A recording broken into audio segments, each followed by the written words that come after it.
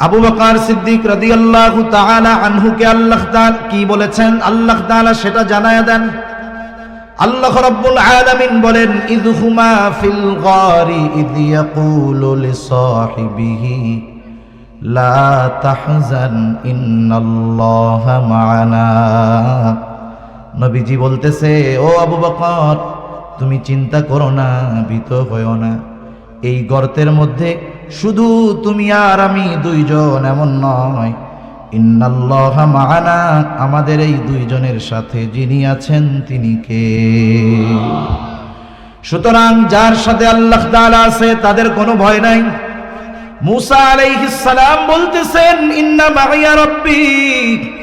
ফেরাউন যত শক্তিশালী হোক না কেন, আমার সাথে রব আছে, চিন্তার কোনো কারণ নাই। সায়াহদিন, অচিরেই তিনি আমাকে পথ দেখায়া দিবেন। আল্লাহ তাআলাও পথ দেখায়া দিলেন।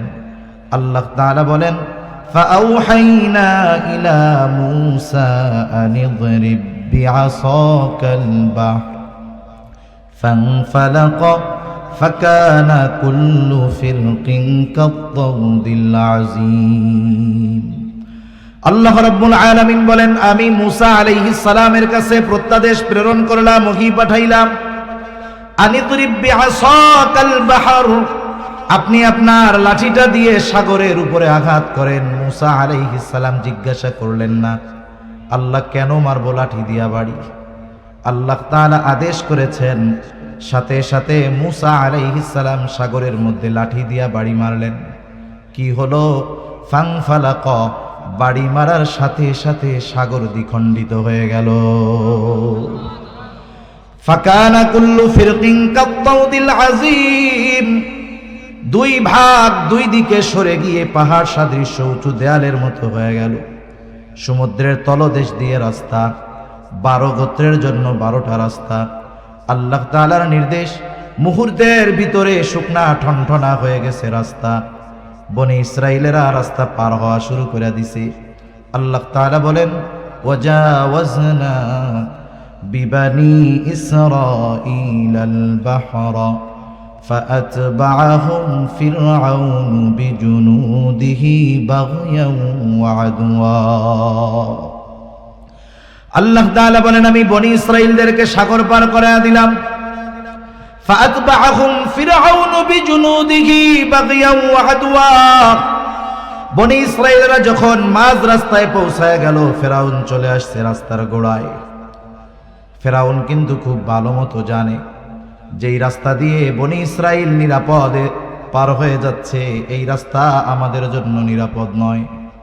কিন্তু মানুষ অহংকারের কারণে, দাম্ভিকতার কারণে কিছু কিছু সিদ্ধান্ত ওই সময় নিয়ে নেয়, যা তার চূড়ান্ত ধ্বংসের অনিবার্য কারণ হয়ে দাঁড়ায়। এটা জীবনের একটা উসুল হওয়া দরকার, মূলনীতি হওয়ার দরকার। যে যখন মেজাজ টেজাজ গরম থাকে, আর কি রাগ থাকে মানুষ, তখন কোনো সিদ্ধান্ত নিতে হয় না। কারণ রাগ মাথার সিদ্ধান্ত এটা সারা জীবন পস্তানোর কারণ হতে পারে। মিযকুরু নি'মাতাল্লাহি আলাইকুম ইয জাআলা ফীকুম আমবিয়া ওয়া জাআলাকুম মুলুকা ওয়া আতাকুম মা লাম ইউতি আহাদাম মিনাল আলামিন।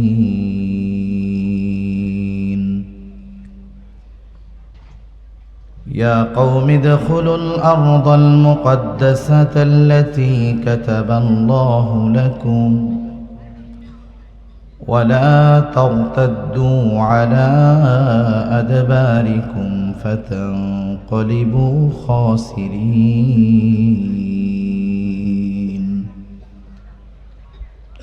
صدق الله العلي العظيم.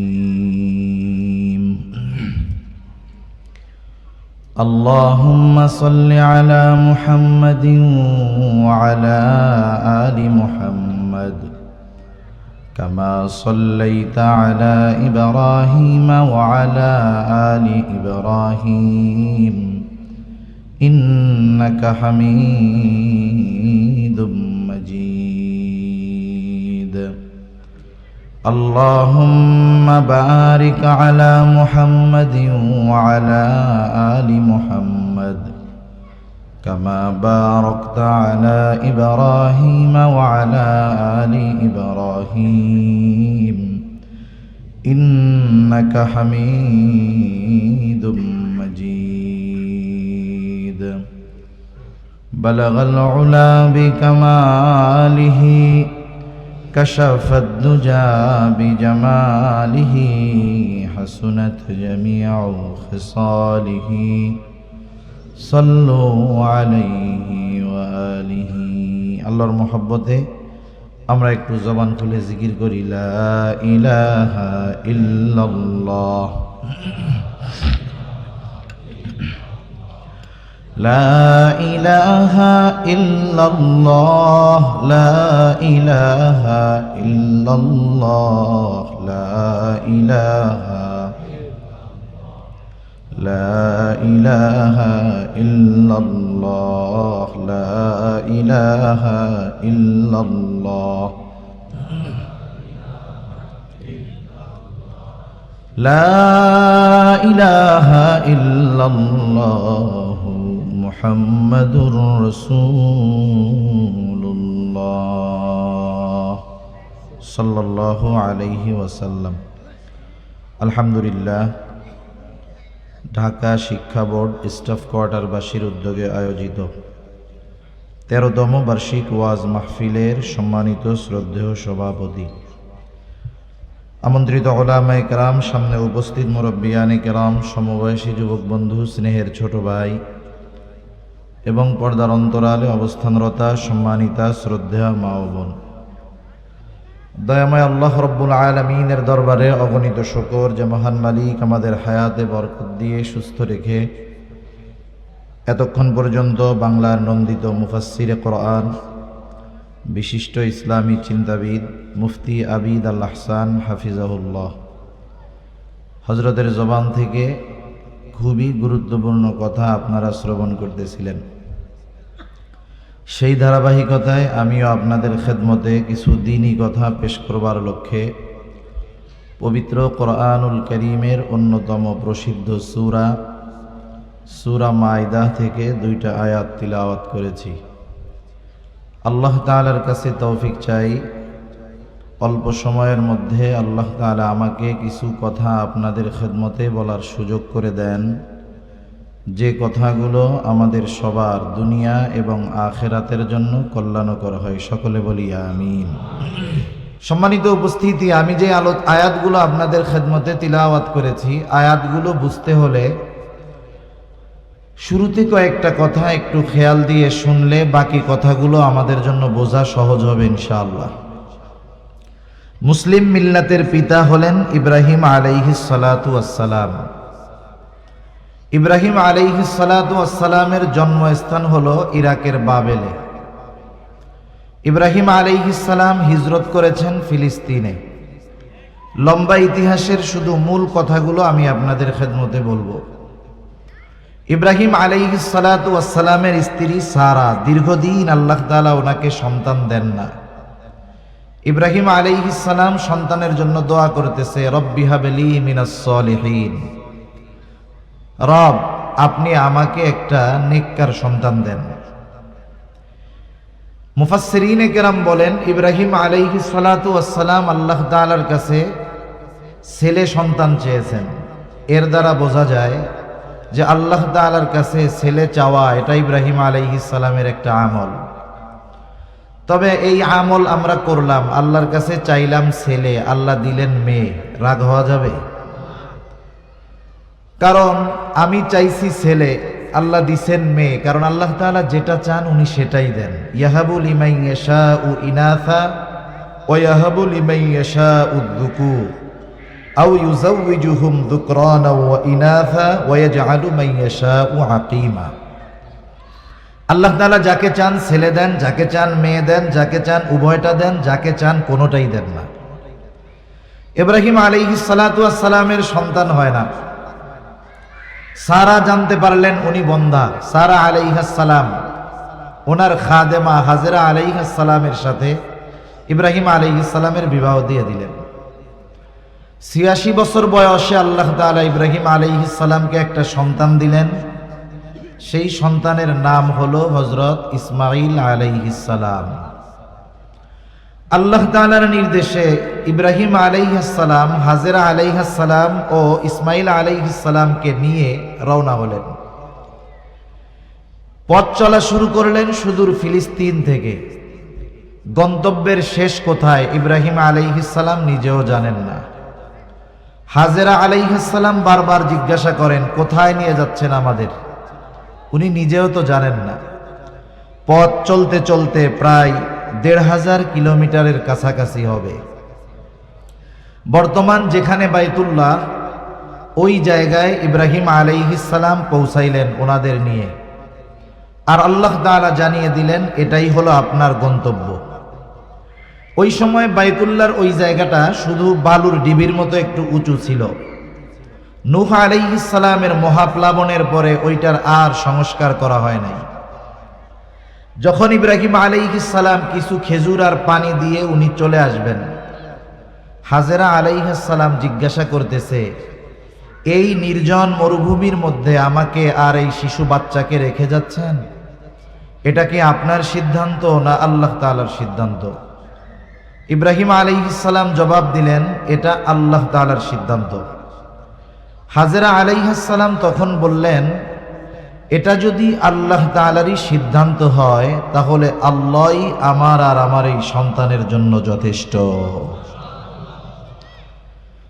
যেহেতু খাবার পানি কম শেষ হয়ে গেছে, মা যদি খানা না পায়, খাবার না খায়, বাচ্চাও দুধ পাবে না।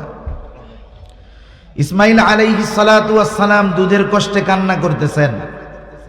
শিশু বাচ্চা দুধের যন্ত্রণায় কাঁদে। এই কষ্ট পুরুষকে ওয়াজ করে বোঝানো যাবে না। এই কষ্টটা একজন মা অনুধাবন করতে পারে। পানির সন্ধানে হাজেরা আলাইহিস সালাম সাফা মারওয়ায় ৭ বার দৌড় দিছেন। ইতিমধ্যে আল্লাহ সুবহানাহু ওয়া তাআলা জিবরাইল আলাইহিস সালামকে পাঠায়া দিলেন। শিশু ইসমাঈল আলাইহিস সালামের পায়ের আঘাতে জমজম কূপ সৃষ্টি হলো। উনি আইসা দেখেন আল্লাহ তাআলার কুদরতি কূপ, পানি উতলিয়ে পড়তেছে, চতুর্দিকে উনি ঘিরে দিলেন। ওই পথে বহুত বণিকেরা যাতায়াত করে, কিন্তু ওখানে তো পানির কোনো অস্তিত্ব নাই। একদল বণিক দেখতে পাইল আকাশের উপরে পাখি চক্কর খাচ্ছে, ঘুরতেছে, তার মানে নিচে পানি আছে। কয়েকজনকে পাঠালো, ওরা এসে বলল, হ্যাঁ এখানে পানির ব্যবস্থা আছে, একটা পানির ফোয়ারা আছে, কূপ আছে, আর ওইটার মালিক হলো একজন মহিলা আর একটা ছোট বাচ্চা। আরবের তৎকালীন সময়ের নিয়ম ছিল, যেখানে বিশুদ্ধ সুপেয় পানির ব্যবস্থা হতো ওইখানেই মানুষ জনবসতি গড়ে তুলত। তারাও ওইখানে জনবসতি গড়ে তুলল এই শর্তে যে এই কূপের কর্তৃত্ব, এই পানির কর্তৃত্ব হাজেরা আলাইহিস সালাম ও ইসমাঈল আলাইহিস সালাম ওনাদের তত্ত্বাবধানেই থাকবে। এরপরে তো লম্বা ইতিহাস। ইসমাঈল আলাইহিস সালাম ওইখানেই বিবাহ করলেন, ওখানেই ওনার বংশ বিস্তার হলো। ওনার পরে আর কোন নবী ওনার বংশে আসে নাই। একেবারে শেষ নবী মুহাম্মাদুর রাসূলুল্লাহ সাল্লাল্লাহু আলাইহি ওয়াসাল্লাম। এদিক দিয়ে আল্লাহ তাআলা ইব্রাহিম আলাইহিস সালামকে পরবর্তীতে আরেকটা সন্তান দিয়েছেন। ওই সন্তানের নাম হলো ইসহাক আলাইহিস সালাম। ওনারা বসতি স্থাপন করেছেন ফিলিস্তিন, জেরুজালেমে। ইসহাক আলাইহিস সালামের ছেলের নাম হলো ইয়াকুব আলাইহিস সালাম। ইয়াকুব আলাইহিস সালামের 12 সন্তান। 12 সন্তানের এক সন্তানের নাম হলো হযরত ইউসুফ আলাইহিস সালাম। ইয়াকুব আলাইহিস সালামের আরেক নাম ছিল ইসরাঈল।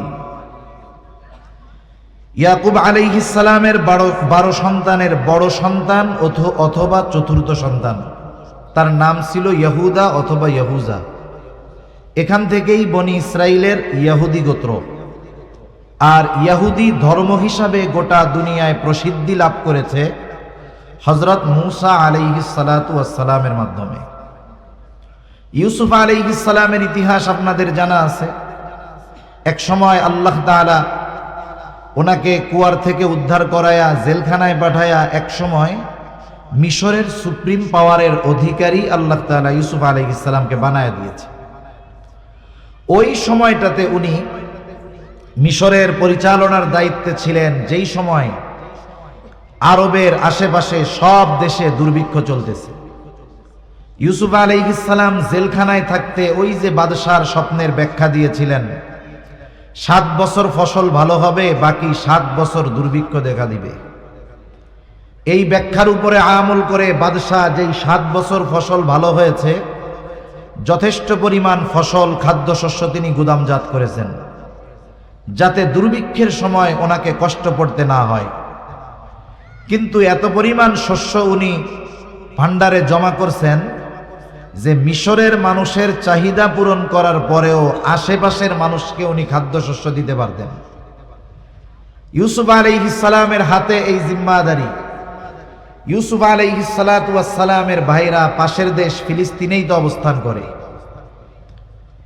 ওই 10 ভাই আসছে ইউসুফ আলাইহিস সালামের কাছে, তখন তো চিনতে পারে নাই। সর্বশেষ সকলের মধ্যে পরিচয় হয়েছে। ইউসুফ আলাইহিস সালাম পিতা ইয়াকুব আলাইহিস সালামকে বললেন, সবাইকে নিয়ে আপনি জেরুজালেম থেকে, ফিলিস্তিন থেকে হিজরত করে মিশরে চলে আসেন। এখন ইয়াকুব আলাইহিস সালাম তার সন্তান সন্ততি সকলকে নিয়ে হিজরত করে চলে আসলেন ফিলিস্তিন থেকে, জেরুজালেম থেকে মিশরে। তাহলে মোটামুটি এতটুকু আমাদের মনে রাখলে হবে যে বনি ইসরাইলের আদি নিবাস ছিল জেরুজালেম।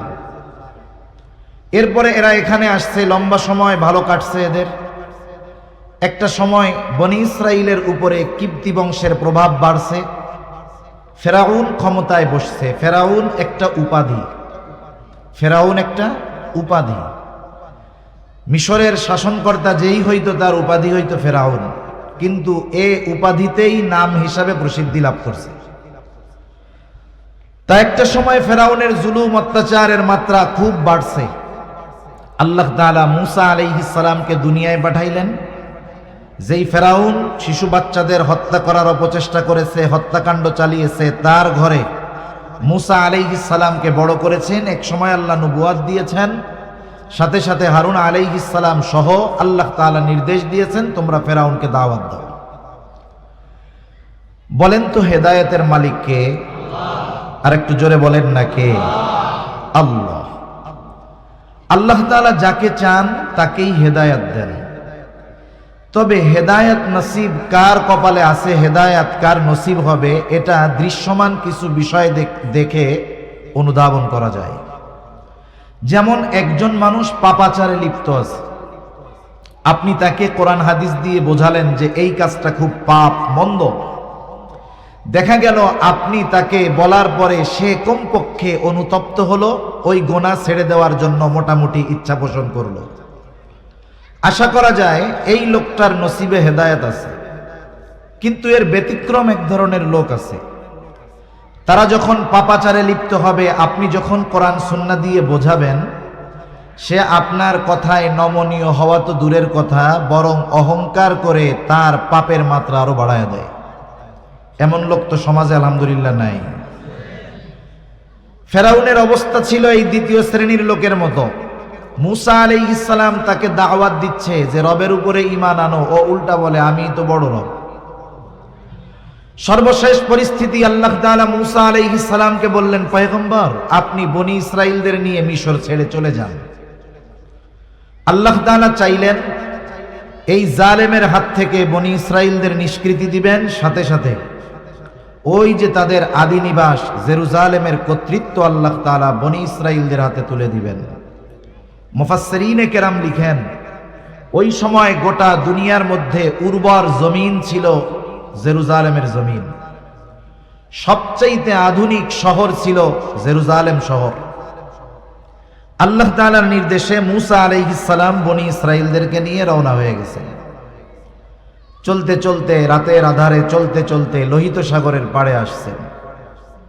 ইতিমধ্যে ফেরাউনের কাছে খবর চলে গেছে, ফেরাউন মূসা আলাইহিস সালাম কিন্তু তার উম্মতদের নিয়ে মিশর ছেড়ে চলে যায়, শত্রু হাতছাড়া হয়ে গেল। 6 লক্ষ সশস্ত্র সৈন্য নিয়ে ফেরাউন ধাওয়া শুরু করছে বনি ইসরাইলের পিছনে। যখন রাতের আধার কেটে গেছে, দিনের আলো ফুটে উঠছে, মূসা আলাইহিস সালামের উম্মত দেখতেছে ওই যে পেছনে ফেরাউন তার বাহিনী নিয়ে আমাদের দিকে ধেয়ে আসতেছে। ফেরাউনও দেখতেছে যে ওই যে মূসা আলাইহিস সালাম তার উম্মতদেরকে নিয়ে সাগরের পাড়ে পার হওয়ার জন্য অপেক্ষমান। দুই দলের মনের অবস্থা কিন্তু দুই রকম। এক দল চিন্তা করে আজকে আর বাঁচার উপায় নেই, আর এক দল চিন্তা করে আজকে আর ছেড়ে দেওয়া হবে না, শেষ করে দেওয়া হবে। এমত অবস্থায় আল্লাহ সুবহানাহু ওয়া তাআলা ওই অবস্থার কথা কোরআনুল কারীমের মধ্যে বলেন। আল্লাহ তাআলা বলেন, ফালাম্মা তারাআল জামআনি ক্বালা আসহাবু মূসা ইন্না লামুদরাকুন। আল্লাহ রাব্বুল আলামিন বলেন, যখন এক দল অপর দলকে দেখতে পাইল, ক্বালা আসহাবু মূসা ইন্না লামুদরাকুন, মূসা আলাইহিস সালামের সাথীরা বলতেছে, মূসা আমরা ধরা পড়ে গিয়েছি। যদিও এখনো ধরা পড়ে নাই, তবে বাঁচারও তো কোনো উপায় নাই। একদিকে ফেরাউন তার সৈন্য সামন্ত নিয়ে ঘিরে ধরেছে, আর একদিকে সমুদ্র। হয়তো ফেরাউন তার সৈন্য সামন্তের অস্ত্রের আঘাতে মরতে হবে, অথবা লোহিত সাগরের মধ্যে পড়ে মরতে হবে। এই জন্য বিপদ যেহেতু মোটামুটি সুনিশ্চিত, এই জন্য মূসা আলাইহিস সালামের সাথীরা বলতেছে আমরা ধরা পড়ে গিয়েছি। মূসা আলাইহিস সালাতু ওয়াস সালাম তার উম্মতদের সান্ত্বনা দেওয়ার জন্য বক্তব্য দিলেন, কারণ প্রত্যেকটা নবী হলেন তার উম্মতের মূল নেতা। দুনিয়ায় যেই দলের হোক, আমাদের প্রকৃত নেতা হলেন মুহাম্মাদুর রাসূলুল্লাহ। দুনিয়াতে নেতার কাজ কি? নেতার কাজ হলো তার অনুসারীরা যখন ঝিমিয়ে পড়ে, ভীত সন্ত্রস্ত হয়ে পড়ে, নেতা তার বক্তব্যের মাধ্যমে ঝিমিয়ে পড়া কর্মীদের মাঝে, অনুসারীদের মাঝে প্রাণ ফিরিয়ে আনে। মূসা আলাইহিস সালাতু ওয়াস সালাম বক্তব্য দিলেন, তারা বলতেছে ইন্না লামুদরাকুন, আমরা ধরাই পড়ে গেছি, আর বাঁচার কোনো উপায় নাই। মূসা আলাইহিস সালাম জবাবে বলতেছেন, ক্বালা কাল্লা ইন্না মাইয়া রাব্বী সায়াহদিন।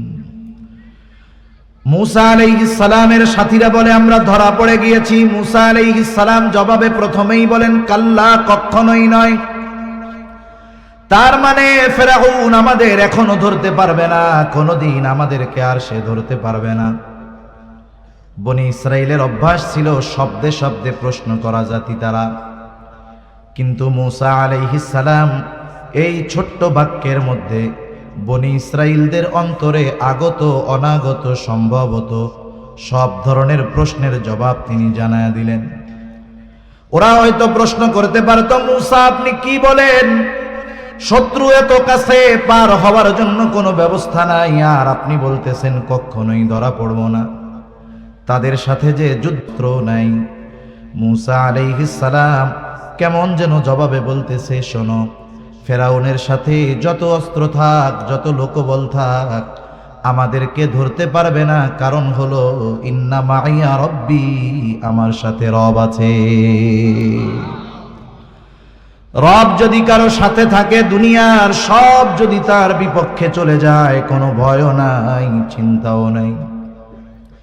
রাসূল আকরাম সাল্লাল্লাহু আলাইহি ওয়াসাল্লাম হিজরতের সফর শুরু করলেন মক্কা থেকে মদিনা উত্তর দিকে, কিন্তু নবীজি সফর শুরু করলেন দক্ষিণ দিকে কৌশলগত কারণে। কিন্তু মক্কার মুশরিকেরা এতটা চতুর ছিল, এতটা চালাক ছিল, ওরা খুঁজতে খুঁজতে সেই দক্ষিণ দিকে সাওর পর্বতের একেবারে গর্তের কাছে গিয়ে হাজির। আবু বকর সিদ্দিক রাদিয়াল্লাহু তাআলা আনহু বলেন, ওরা আমাদের এত কাছে চলে আসছে, আমি সকলের গলার আওয়াজ শুনতেছি, সবাইকে চিনতেছি। তারা আমাদের খুঁজতেছে, আমাদেরকে পাওয়ার জন্য, দেখার জন্য তাদের বেশি দূরে যাওয়ার কোনো দরকার ছিল না। তারা যদি শুধু তাদের নিজেদের পায়ের দিকে তাকাইতো, আমাকে আর রাসূলুল্লাহ সাল্লাল্লাহু আলাইহি ওয়াসাল্লামকে দেখতে পাইতো। আবু বকর সিদ্দিক রাদিয়াল্লাহু তাআলা আনহু ওই অবস্থায় এতটা ভীত চিন্তিত ছিলেন, ওনার চেহারার মধ্যে ভয়ের ছাপ, চিন্তার ছাপ রাসূলুল্লাহ সাল্লাল্লাহু আলাইহি ওয়াসাল্লাম দেখতে পারলেন। আবু বকর তো খাঁটি আশিকে রাসূল।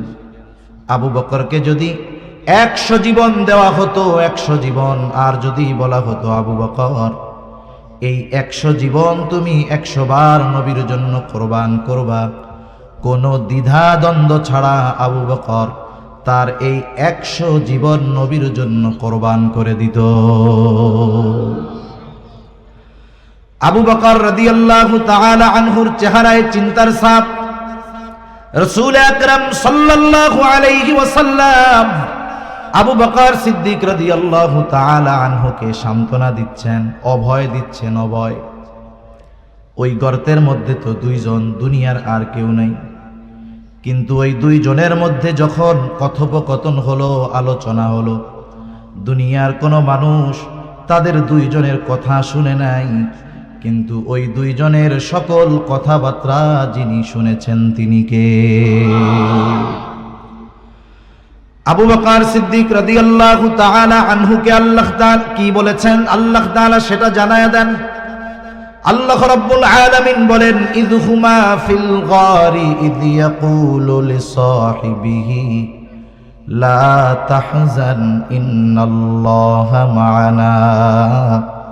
নবীজি বলতেছে, ও আবু বকর তুমি চিন্তা করো না, ভীত হয়ো না। এই গর্তের মধ্যে শুধু তুমি আর আমি 2 জন, এমন নয়। ইন্নাল্লাহা মা'ানা, আমাদের এই 2 জনের সাথে যিনি আছেন তিনি কে? সুতরাং যার সাথে আল্লাহ তাআলা আছে তাদের কোনো ভয় নাই।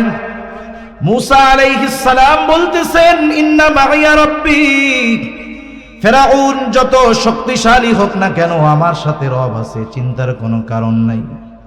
সায়াহদিন, অচিরেই তিনি আমাকে পথ দেখায়া দিবেন। আল্লাহ তাআলাও পথ দেখায়া দিলেন। আল্লাহ তাআলা বলেন, ফাআউহাইনা ইলা মূসা আন ইদরিব বিআসাকাল বাহর ফানফালাকা ফাকানা কুল্লু ফিরকিন কাত-তাউদিল আযীম। আল্লাহ রাব্বুল আলামিন বলেন, আমি মূসা আলাইহিস সালামের কাছে প্রত্যাদেশ প্রেরণ করলাম, ওহী পাঠাইলাম। আনিদরিব বিআসাকাল বাহর, আপনি আপনার লাঠিটা দিয়ে সাগরের উপরে আঘাত করেন। মূসা আলাইহিস সালাম জিজ্ঞাসা করলেন না, আল্লাহ কেন মারবো লাঠি দিয়া বাড়ি? আল্লাহ তাআলা আদেশ করেছেন, সাথে সাথে মূসা আলাইহিস সালাম সাগরের মধ্যে লাঠি দিয়া বাড়ি মারলেন। কি হলো? ফানফালাকা, বাড়ি মারার সাথে সাথে সাগর দ্বিখণ্ডিত হয়ে গেল। ফাকানা কুল্লু ফিরকিন কাত-তাউদিল আযীম, 2 ভাগ 2 দিকে সরে গিয়ে পাহাড় সাদৃশ্য উঁচু দেয়ালের মতো হয়ে গেল। সমুদ্রের তলদেশ দিয়ে রাস্তা, 12 গোত্রের জন্য 12টা রাস্তা। আল্লাহ তাআলার নির্দেশ, মুহূর্তের ভিতরে শুকনা ঠনঠনা হয়ে গেছে রাস্তা। বনি ইসরাইলেরা রাস্তা পার হওয়া শুরু করে দিছে। আল্লাহ তাআলা বলেন, ওয়াজাওয়াজনা বিবানি ইসরাঈলাল বাহরা ফাআতবাআহুম ফিরআউন বিজুনুদিহি বাগয়ান ওয়া আদওয়া। আল্লাহ তাআলা বলেন, আমি বনি ইসরাইলদেরকে সাগর পার করায়া দিলাম। ফাআতবাআহুম ফিরআউন বিজুনুদিহি বাগয়ান ওয়া আদওয়া। বনি ইসরাইলরা যখন মাঝ রাস্তায় পৌঁছায় গেল, ফেরাউন চলে আসছে রাস্তার গোড়ায়। ফেরাউন কিন্তু খুব ভালো মতো জানে যেই রাস্তা দিয়ে বনি ইসরাইল নিরাপদে পার হয়ে যাচ্ছে, এই রাস্তা আমাদের জন্য নিরাপদ নয়। কিন্তু মানুষ অহংকারের কারণে, দাম্ভিকতার কারণে কিছু কিছু সিদ্ধান্ত ওই সময় নিয়ে নেয়, যা তার চূড়ান্ত ধ্বংসের অনিবার্য কারণ হয়ে দাঁড়ায়। এটা জীবনের একটা উসুল হওয়া দরকার, মূলনীতি হওয়ার দরকার, যে যখন মেজাজ টেজাজ গরম থাকে আর কি, রাগ থাকে মানুষ, তখন কোনো সিদ্ধান্ত নিতে হয় না। কারণ রাগ মাথার সিদ্ধান্ত এটা সারা জীবন পস্তানোর কারণ হতে পারে। এজন্য সিদ্ধান্ত নিতে হয় ঠান্ডা মাথায়। আল্লাহ রাব্বুল আলামিন বলেন, ফাআতবাআহুম ফিরআউন বিজুনুদিহি বাগিয়ান ওয়া আদওয়া। শত্রুতাবশত ফিরআউন সীমা লঙ্ঘন করে তার সৈন্য সামন্ত সহ তাদের পেছনে ধাওয়া শুরু করলো, অনুসরণ করা শুরু করলো। মুসা আলাইহিস সালাম তার উম্মতদেরকে নিয়ে পৌঁছায় গেলেন সাগরের অপর প্রান্তে। এইবার রাস্তা যাদের জন্য বানানো হয়েছে তাদের ব্যবহার শেষ। আল্লাহ তাআলা পানিকে নির্দেশ দিলেন, তুমি আগের অবস্থায় ফিরে যাও। কারণ আল্লাহ তাআলা হলেন এমন মহাপরাক্রমশালী এক সত্তা, তিনি যেটা চান, যেটা ইচ্ছা করেন, শুধু বলেন হও, তৎক্ষণাৎ সেটা হয়ে যায়। এইবার পানি দুই দিক দিয়ে ফেরাউন আর তার বাহিনীর উপরে একত্রে পড়ল। সমুদ্রের তলদেশ থেকে উপরে আসার কোনো সুযোগ নাই। সবগুলা পানিতে পড়ে পানিতে হাবুডুবু খেয়ে শেষ। ফেরাউনকে এক টানে উপরে তুলে আনা হলো। ফেরাউন বুঝতে পেরেছে আজকে আর আমার রবগিরি চলবে না। এইবার সে ঈমান আনার ঘোষণা দিচ্ছে। আল্লাহ তাআলা বলেন, হাত্তা ইযা আদরাকাহুল গরাক ক্বালা আমানতু আন্নাহু লা ইলাহা ইল্লাল্লাযী আমানাত বিহি বানু ইসরাঈলা ওয়া আনা মিনাল মুসলিমিন। ফেরাউন ঘোষণা দিচ্ছে, আমি ঈমান আনলাম যে আল্লাহ ছাড়া ইলাহ নাই। বনি ইসরাইল যার উপরে ঈমান এনেছে আমিও তার উপরে ঈমান আনলাম। ফেরাউন ঈমান আনার ঘোষণা দিয়েছে, কিন্তু এরপরেও ফেরাউনের ঈমান আল্লাহ কবুল করেন নাই। কারণ কি? মুফাসসিরিনে কেরাম লিখেন, যখন কোন জাতির উপরে আল্লাহ তাআলার আযাব অথবা গজব চলে আসে, ওই গজব আসার পরে কেউ যদি ঈমান আনার ঘোষণা দেয়, ঈমান কবুল করা হয় না। হযরত ইউনূস আলাইহিস সালাতু ওয়াস সালামের সম্প্রদায় দীর্ঘদিন ব্যাপী ইউনূস আলাইহিস সালাম তাদেরকে দাওয়াত দেন, তাদের মধ্যে কোনো পরিবর্তন নাই। আল্লাহ তাআলা জানায় দিলেন, পয়গম্বর 3 দিন পরে এদের উপরে গজব আসবে। ইউনূস আলাইহিস সালাম যখন তার সম্প্রদায়কে জানাইলেন 3 দিন পর তোমাদের উপরে আল্লাহ তাআলার গজব আসবে, গজবের খবর আসার পরে এদের অবাধ্যতার মাত্রা আরো বেড়ে গেল। এই অবস্থায় 2 দিন পার হয়ে গেছে, কোনো পরিবর্তন নাই। যেই দিন গজব আসবে, ইউনূস আলাইহিস সালাম চিন্তা করলেন এদের তো অবস্থা যা, পরিবর্তনের কোনো ভাব নাই। আল্লাহ তাআলা যখন কোথাও আযাব দেন, গজব দিয়েছেন, আগে ওইখানে যদি কোনো নবী থেকেছেন তাকে এবং মুমিনদেরকে নিরাপদ স্থানে আল্লাহ আগে সরাইছেন, এরপরে গজব দিয়েছেন। সবকিছু বিবেচনা করে আল্লাহ তাআলার পক্ষ থেকে নির্দেশ আসার আগে ইউনূস আলাইহিস সালাম এলাকা ছেড়ে নিরাপদে রওনা হয়ে গেলেন। যেই দিন গজব আসবে ওই দিন সকালবেলা ইউনূস আলাইহিস সালামের সম্প্রদায় ইউনূস আলাইহিস সালামের বাড়িতে এসে দেখে ওনার বাড়িতে কেউ নাই। ওরা চিন্তা করে, আমরা এতটা কাল ইউনূস আলাইহিস সালামকে এত কষ্ট দিলাম, কখনোই তিনি আমাদের ছেড়ে যান নাই, তাহলে কোথায় গেল? কয়েকজনকে পাঠাইছে, যাও আশেপাশে একটু খুঁজে টুজে দেখে আসো। খুঁজে এসে তারা জানায় ইউনূস আলাইহিস সালামের কোথাও দেখা পাওয়া যায় নাই। ওরা মনে করছে হয়তো আল্লাহ তাআলার গজব সুনিশ্চিত আসবে, এই জন্য ইউনূস আলাইহিস সালাম চলে গেছে। তাদের মধ্যে ভীতি সঞ্চার হলো। এইবার তারা ভুল বুঝতে পারলো, তওবা করলো, ঈমান আনলো।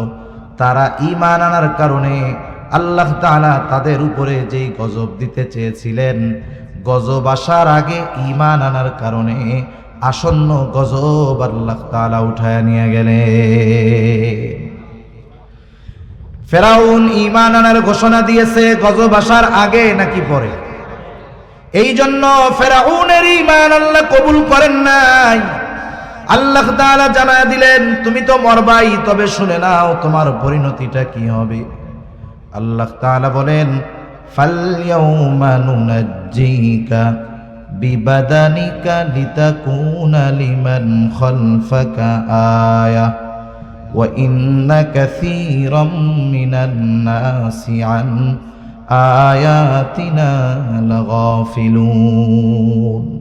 আল্লাহ রাব্বুল আলামিন বলেন ফালইয়াউমা নুনাজ্জিকা বিবাদানিক লিতাকুনা লিমান খালফাকা আয়া, আমি আজকে তোমার দেহকে সংরক্ষণ করব। কেন? লিতাকুনা লিমান খালফাকা আয়া, যেন তুমি তোমার পরবর্তীদের জন্য নিদর্শন হও, তারা যেন তোমাকে দেখে শিক্ষা গ্রহণ করে যে আল্লাহ তাআলা কত পাওয়ার তাকে দান করেছিলেন, তার চূড়ান্ত পরিণতিটা কেমন হয়েছে। আফসোস, মিশরের জাদুঘরে তার দেহ এখনো আছে। অনেকেই দেখতে যায়, এটা শুধু দর্শক হিসাবে যায়, কিন্তু দেখার পরে যদি ওই দৃশ্য দেখে শিক্ষা গ্রহণ যদি দুনিয়ার মানুষ করত, এই দুনিয়ার কোথাও আর জুলুম নির্যাতন থাকতো না। তা ফেরাউনের এই করুণ পরিণতি মুসা আলাইহিস সালাম এবং তার উম্মতেরা অপর পারে দাঁড়ায়া দেখছে।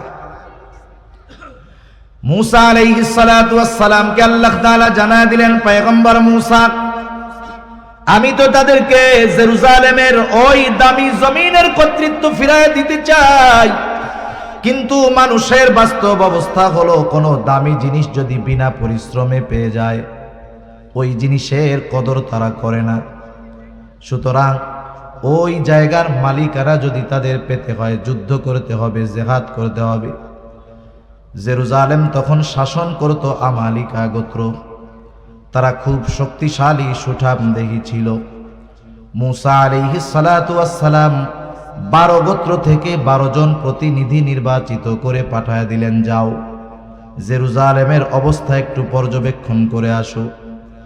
ওই 12 জন চলে গেছে জেরুজালেম। জেরুজালেম শহরের দরজা দিয়ে যখন তারা ভেতরে ঢুকছে, আমালিকা গোত্রের একজন বুঝতে পারছে যে এই 12 জন আমাদের এলাকার কোনো লোক না, অপরিচিত লোক। স্বাভাবিক, আমাদের অঞ্চলে যদি আফ্রিকান কোনো লোক আসে, বলেন তো আমরা চিনতে পারবো কি পারবো না? আমালিকা গোত্রের এক একজন মানুষ এতটা শক্তিশালী ছিল, ওই একজন 12 জনকে বেঁধে বাদশার কাছে নিয়ে গেছে। বাদশার কাছে নিয়ে যাওয়ার পরে এদের কি করা যায় বাদশাহ পরামর্শ চাইলেন। বাদশাহ পরামর্শ চাইল, কয়েকজন পরামর্শ দিল বাদশাহ নামদার, এদেরকে আপনি ছেড়ে দেন। কেন ছেড়ে দিব? বলে এদেরকে যদি আপনি ছেড়ে দেন উপকার হবে। এরা যদি আমাদের এই দেশ আক্রমণ করার কোনো চিন্তা ভাবনা করে থাকে, ওরা তো আমাদের শক্তি সম্পর্কে অবগত হয়ে গেছে। ওরা গিয়ে যখন ওদের সম্প্রদায়ের কাছে আমাদের এই শক্তির ব্যাপারে বলবে, ওই সম্প্রদায় স্বপ্নেও আমাদের বিরুদ্ধে যুদ্ধ করতে রাজি হবে না। এই পরামর্শটা বাদশার কাছে ভালো লাগছে। বাদশা ছেড়ে দিছে 12 জনকে। 12 জন মুসা আলাইহিস সালাতু ওয়াস সালামের কাছে এসে সব খবরাখবর জানাইল। বলতেছে, পয়গম্বর, এলাকা ভালো, শহর ভালো, জমিন উর্বর, সব ঠিক আছে, কিন্তু সমস্যা হলো একটা, ওরা এত শক্তিশালী যে একজন আমাদের 12 জনকে বেঁধে ফেলছে। মুসা আলাইহিস সালাম বললেন, শোনো, তোমরা 12 জন তোমাদের গোত্রের কাছে গিয়া জেরুজালেমের যত ফজিলত আছে সব কথা বলবা, কিন্তু ওদের যে এত শক্তি এই কথাটা তাদেরকে বলবা না। 12 জনের মধ্যে 10 জনই তাদের গোত্রের কাছে গিয়া বলছে যে, শোনো, আমাদের যেই জেরুজালেমে নিয়ে যাওয়ার কথা বলা হচ্ছে, তাদের বিরুদ্ধে যে আমরা যুদ্ধ করব, তাদের একজনই আমাদের 12 জনকে বেঁধে ফেলছে। এত শক্তিশালী ওরা। যখন এই খবর শুনছে, সবাই দৃঢ় প্রতিজ্ঞাবদ্ধ, আমরা মরে যাব তবু ওদের সাথে যুদ্ধ করব না। 2 জন ছাড়া বাকি 10 জন বইলা দিচ্ছে। অথচ আল্লাহ তাআলা জানায়া দিয়েছেন, এই যুদ্ধে বনি ইসরাইলেরা শুধু অংশগ্রহণ করবে।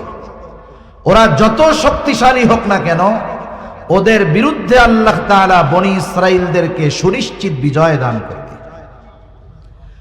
অবস্থা যখন এই মূসা আলাইহিস সালাতু ওয়াস সালাম তার সম্প্রদায়ের কাছে গেলেন তাদেরকে বোঝানোর জন্য, বলার জন্য, কি বললেন গিয়া মূসা আলাইহিস সালাম? আল্লাহ তাআলা সেই কথাই বলেন, وَإِذْ قَالَ مُوسَى لِقَوْمِهِ يَا قَوْمِ اذْكُرُوا نِعْمَةَ اللَّهِ عَلَيْكُمْ إِذْ جَعَلَ فِيكُمْ أَنْبِيَاءَ وَجَعَلَكُمْ مُلُوكًا وَآتَاكُمْ مَا لَمْ يُؤْتِ أَحَدًا مِنَ الْعَالَمِينَ। মূসা আলাইহিস সালাতু ওয়াস সালাম গিয়ে তার সম্প্রদায়কে বলতেছে, ইয়া কওমি যকুরু নি'মাতাল্লাহি আলাইকুম, হে আমার সম্প্রদায়, তোমরা ওই সমস্ত নেয়ামতের কথা স্মরণ করো যেগুলো আল্লাহ তাআলা তোমাদের দিয়েছে। কি নেয়ামত দিয়েছে? এক নম্বরে তিনি বলেন, ইদ জাআলা ফীকুম আম্বিয়া, যে তোমাদের মধ্য থেকে তিনি অনেক নবী পাঠিয়েছে, অনেক নবী বানাইছেন তোমাদের মধ্য থেকে। একটা গোত্রে, একটা বংশে যদি দুনিয়াবি শিক্ষিত অনেক মানুষ থাকে, ওই বংশ, ওই গোত্র অন্যান্যদের সামনে তাদের গোত্রে বেশি শিক্ষিত মানুষ থাকার কারণে গর্ব করে কি করে না? কয়েকদিন আগে একটা জায়গায় দেখলাম, এক গ্রামে 7 জন বিসিএস ক্যাডার, এক গ্রামে 7 জন। এটা বাংলাদেশের একটা মেইন স্ট্রিম মিডিয়া খুব ফলাও করে প্রচার করতেছে, এক গ্রামে 7 জন। এখন ওই গ্রামের মানুষ যদি কোথাও যায়, কেউ যদি জিজ্ঞাসা করে যে তোমার গ্রামের নাম কি, ও ওর গ্রামের নাম বলার আগে বলবে, আমি হইলাম ওই গ্রামের লোক যেই গ্রামে 7 জন বিসিএস ক্যাডার আছে, অথবা একই সাথে 7 জন বিসিএস পেয়েছে এইরকম গ্রামের লোক আমরা, এরপরে গ্রামের নাম বলবে। এখন দেখেন, দুনিয়াতে আমরাও গর্ববোধ করি। কারো বংশে যদি দুনিয়াবি লাইনের বড় কেউ থাকে, সে অন্যান্য বংশের সামনে নিজের বংশ নিয়ে গর্ব করে যে আমার বংশে এতজন উচ্চ শিক্ষিত মানুষ আছে। আর বলেন তো, যেই বংশের মধ্যে আল্লাহ তাআলা হাজার হাজার নবী পাঠিয়েছেন, এটা বড় নেয়ামত নয় কি? অবশ্য এটা পরলৌকিক বড় নেয়ামত। আল্লাহ রাব্বুল আলামিন বনি ইসরাইলদেরকে এই নেয়ামত দিয়েছেন যে তাদের বংশ থেকে অনেক নবী আসছে। কত নবী?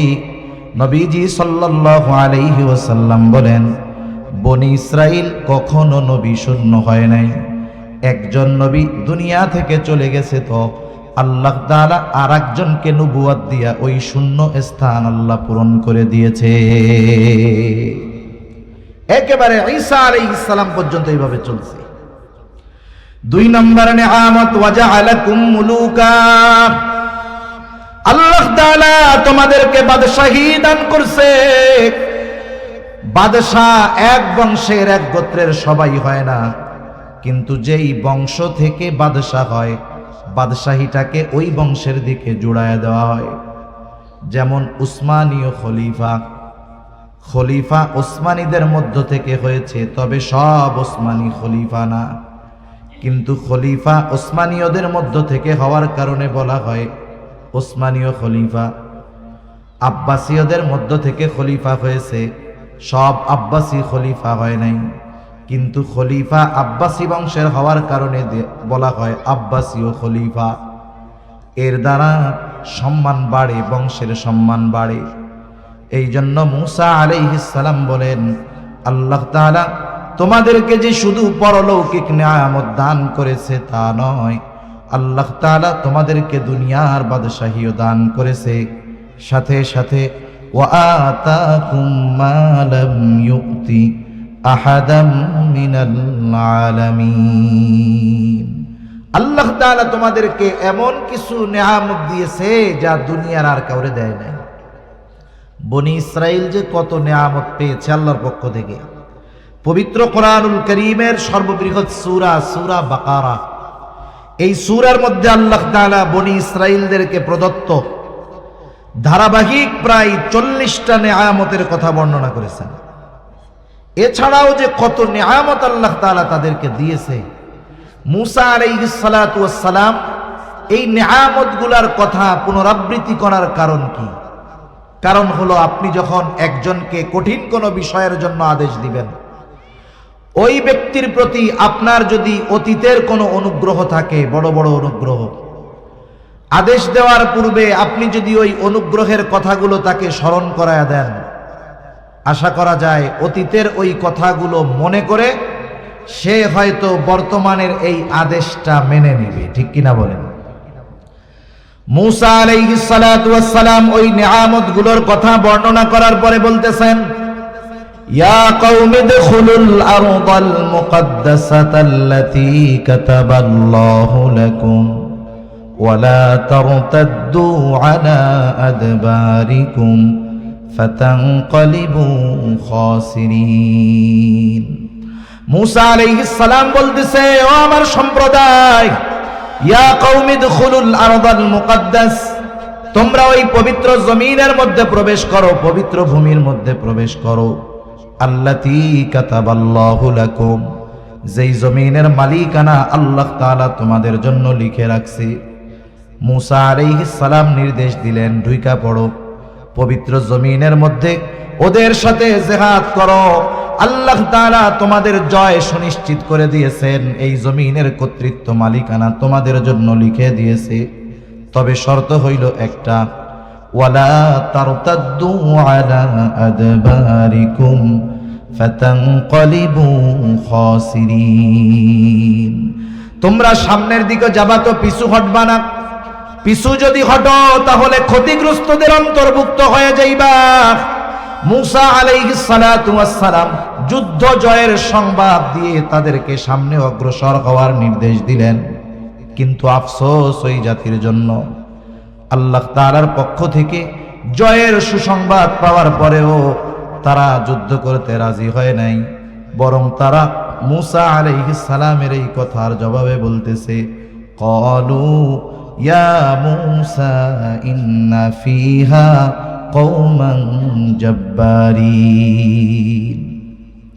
আল্লাহ তাআলা বলছে, তোমরা যুদ্ধে জয়ী হবা, এই জমিনের মালিকানা আমি তোমাদের লেখা দিছি। এরপরে ওরা যত শক্তিশালী হোক আর সংখ্যায় যত বেশি হোক, চিন্তা করার কোনো কারণ আছে? কিন্তু দেখেন, মুসা আলাইহিস সালাম আল্লাহর পক্ষ থেকে যুদ্ধ জয়ের সুসংবাদ দেওয়ার পরেও ওই যে 10 জন আগে এসে বলেছে যে ওরা কিন্তু অনেক শক্তিশালী, এই কথাটাকে তারা মনে ধারণ করে যুদ্ধ করতে অস্বীকৃতি জ্ঞাপন করতেছে।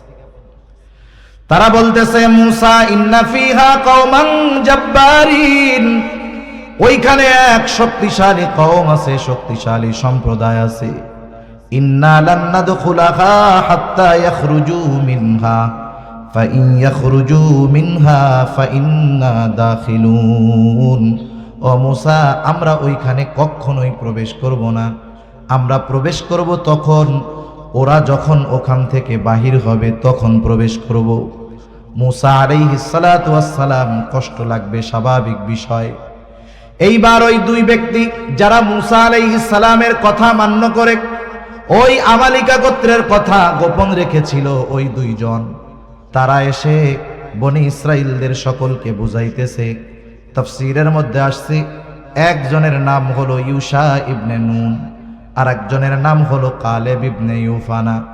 এই দুই আল্লাহর বান্দা যাদের উপরে আল্লাহ তাআলার বিশেষ অনুগ্রহ ছিল।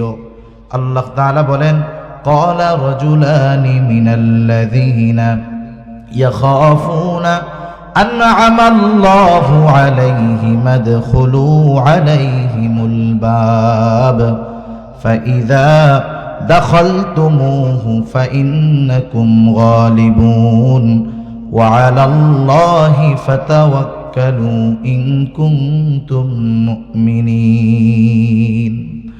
ওই দুইজন তাদেরকে বুঝাইতেছে, তোমরা শুধু শহরের নিকট দরজা দিয়ে প্রবেশ করো। ফাইদা দাখালতুমুহু ফাইন্নাকুম গালিবুন, তোমরা শুধু দরজা দিয়ে ঢুকবা, তোমাদেরকে ওদের উপরে বিজয়ী করে দিবেন কে? আরো জোরে বলেন না কে? আরে তোমরা না মুমিন, তোমাদের ভয় কিসের? ওয়া আলাল্লাহি ফাতাওয়াক্কালু ইন কুনতুম মুমিনিন, তোমরা যদি মুমিন হও তাহলে আল্লাহর উপরে ভরসা করে শহরে প্রবেশ করো, তোমরাই জয়ী হইবা। মানুষের খাসলাত হইল কেমন? মনে করেন ছোট বাচ্চা, বাচ্চার মা বাচ্চাকে বারবার বলতেছে আব্বু খাও খাও খাও। বাচ্চাদের অভ্যাস হইল একে আপনি যত সাধবেন ও তত বাঁকা হবে।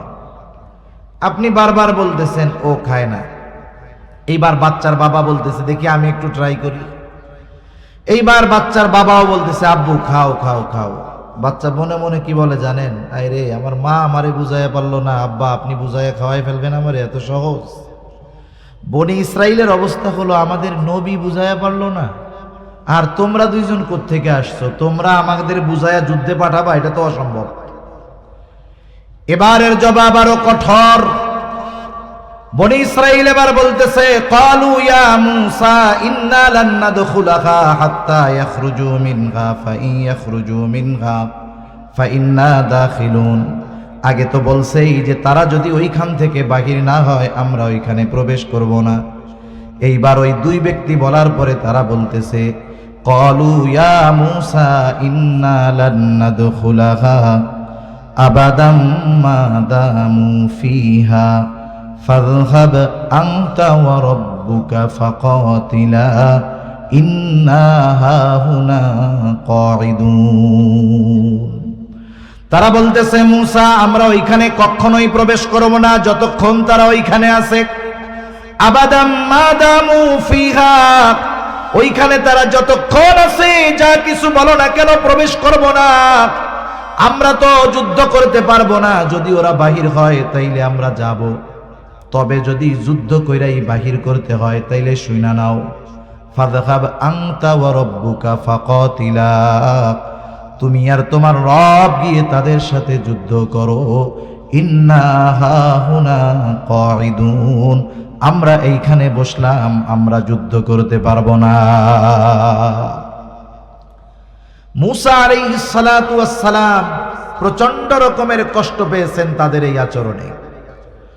অধিকাংশ মুফাসসিরিনে কেরাম এই আয়াতের ব্যাখ্যায় রাসূল আকরাম সাল্লাল্লাহু আলাইহি ওয়াসাল্লামের সাথীদের কথা আনছেন, সাহাবায়ে কেরামের কথা আনছেন এই জায়গায়, যে মূসা আলাইহিস সালাম আল্লাহ তাআলার পক্ষ থেকে যুদ্ধ জয়ের সুসংবাদ প্রাপ্ত হয়ে তাদের জানিয়েছেন যুদ্ধ করো, জয়ী তোমরাই হইবা। অথচ এর পরেও জয়ের সুসংবাদ পাওয়ার পরেও এরা যুদ্ধ করতে রাজি হয় নাই। অথচ সাহাবায়ে কেরাম বদরের যুদ্ধে, এই যুদ্ধের পটভূমি বেশ লম্বা। সর্বশেষ অবস্থা হলো যখন আবু সুফিয়ান নিজেকে অনিরাপদ মনে করতেছিল যে তার বাণিজ্য কাফেলা আক্রান্ত হতে পারে, সে খবর পাঠায় দিছে মক্কায় আবু জেহেলের কাছে।